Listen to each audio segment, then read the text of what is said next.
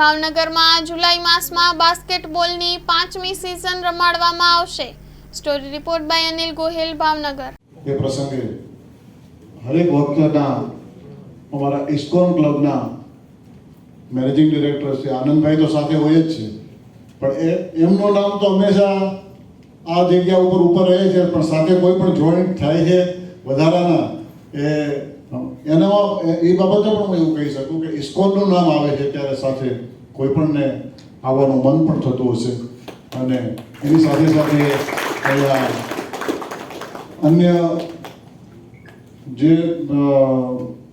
સ્પોન્સરો છે એમાંના પીડી વાઘેલા સાહેબ છે, હરદેવભાઈ, હરપાલભાઈ, રાજુભાઈ, એમજી સ્ટીલના રાજવીરસિંહ અને રવિરાજ, શાંતનુ અને અન્ય રિષભ જે નવા જે એક વાત એવી આવી કે હું એવું કહી શકું કે જે બાસ્કેટબોલ અત્યારે જે રીતનું ભાવનગરમાં આગળ વધી રહ્યું છે, આટલું આગળ વર્ષોથી વધતું આવતું અત્યારે આ લેવલે પહોંચ્યું છે, એમાં જો કોઈનો મોટો ફાળો હોય તો એ સિનિયર ખેલાડીઓનો જ છે। કારણ કે હું જે પ્રમાણે પહેલાં જે મને બોલાવવામાં આવ્યો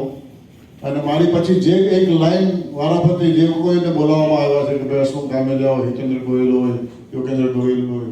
કે આ બધા જે વારાફરતી જે ખેલાડીઓને બોલાવવામાં આવ્યા એ બધા કોઈ જેવા તેવા ખેલાડીઓ નથી,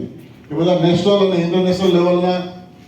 ઓલ્ડ ખેલાડીઓ છે ભાવનગરના, અને એમના હિસાબે જ ઊભું છે। કારણ કે આ તે હું પણ નાનો હતો, અંડર 15 રમતો, અંડર 14 રમતો, ત્યારનો મારી સાથેના એ ખેલાડીઓ છે, હજી સુધી ક્યારેય કોઈ ગ્રાઉન્ડ છોડ્યું નથી। અને એના હિસાબે એ જુનિયરોને હંમેશા પ્રોત્સાહિત કરતા રહેવાને કારણે આટલું મોટું વિશાળ અત્યારે યંગસ્ટર બાસ્કેટબોલ ક્લબ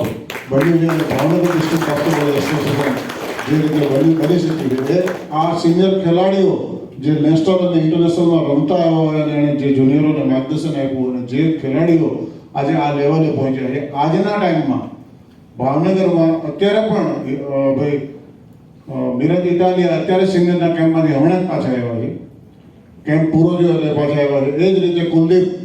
અને કૃષ્ણપાલ હમણાં જ આ જ વર્ષે ગયા વર્ષની અને આ વર્ષની જે ટુર્નામેન્ટ રમાતી એમાં તાઇવાન તેઓ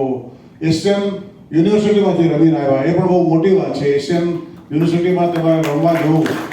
ફર્સ્ટ ટાઈમ કોઈ ભાવનગરના ખેલાડીઓ હજી સુધીમાં રમવા ગયા હોય તો આ બે ખેલાડીઓ અત્યારે ઇન્ટર યુનિવર્સિટીમાં અને ત્યાં સિલેક્ટ થઈને આગળ એશિયામાં રમવા ગયા। જોબ કરતા ખેલાડીઓ તો આવે છે રદ કરવા માટે, પણ બિઝનેસ કરતા ખેલાડીઓ પણ સાથે રમતા એને એવું થાય કે મારી ગેમને હું આગળ વધારું, તો ખૂબ ખૂબ ધન્યવાદ। આમ તો એમના ફાધરના એ મારા મિત્ર છે સમીરભાઈ, પણ આવી જ રીતે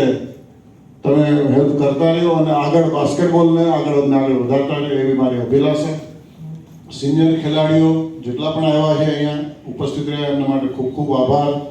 સૌથી વધારે આભાર માનવાનો હોય તો જે લાઈન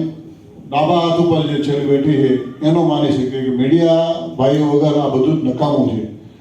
જ્યાં સુધી તમે સાથે હશો ત્યાં સુધી કોઈ પણ ગેમ આગળ વધી શકે એ હું દ્રઢપણે કહી શકું કે હંમેશા તમારો સાથ સહકાર રહ્યો છે। અને તમે લોકોએ જે રીતે બાસ્કેટબોલ અને ભાવનગરમાં અન્ય ગેમોને પણ તમે આગળ વધારી છે, માટે તમારો ખૂબ ખૂબ આભાર માનું કે આવી જ રીતે તમે હંમેશા બાસ્કેટબોલની સાથે અને બધી જ ગેમોની સાથે રહેજો, જેથી કરીને આપણે બધા ભેગા રહીને અને ભેગા મળીને ભાવનગરનું બાસ્કેટબોલ, ગુજરાતનું બાસ્કેટબોલ અને હિન્દુસ્તાનનું બાસ્કેટબોલ અને અન્ય રમતોમાં પણ હિન્દુસ્તાનની અલગ અલગ રમતોમાં આપણે આગળ વધારી શકીએ। એમાં આપણું ભાવનગરનું યોગદાન ત્યારે જ રહી શકશે જ્યારે આપણે બધા સાથ સહકાર, જ્યારે મીડિયા સાથે હોય, જ્યારે સ્પોન્સરો સાથે હોય,